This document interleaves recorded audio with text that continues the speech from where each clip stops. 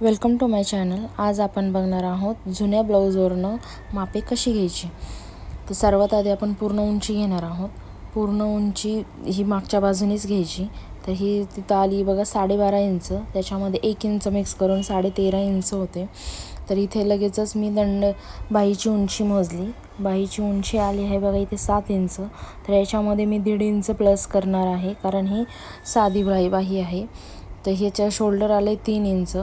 तसंच दंडघेर आपण आतल्या बाजूने मोजायचा, जी शेवटची शिलाई असेल तिथे दंडघेर तिथपर्यंत दंडघेर मोजायचा। तर यांचा दंडघेर आलेला आहे 4.5 इंच। 4.5 इंच दंडघेर आलेला आहे। तसंच छातीचे माप पण उलट्या बाजूनेच मोजायचे। तर हे खेचून थोडंसं घ्यायचं आणि इथे छातीचा चौथा भाग आलेला आहे 8 इंच।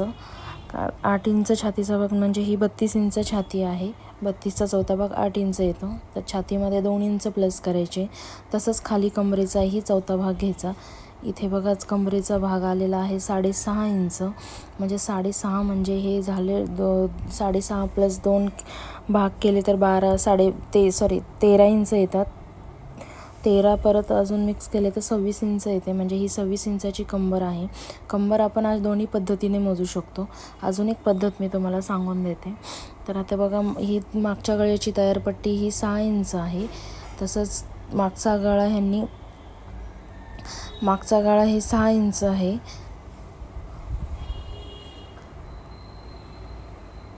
गळा रुंदी इथे 5.5 इंच आहे।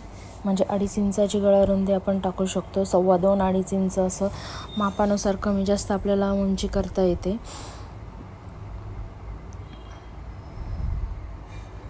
तसेच मी तुम्हाला मागाशी म्हटलं की कंबर 2 पद्धतीने मोजता येते।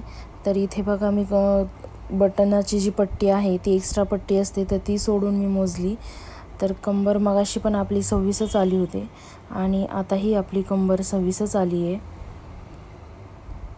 म्हणजे कंबर दोन्ही बाजूने आपल्याला मोजता येते। 2 पद्धत आहेत कंबर मोजण्याच्या। आधी कटोरीची लांबी आहे 5 इंच।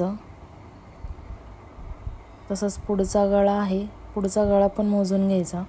तसंच पुढचा गळा येतो इथे बघा 5.5 इंच।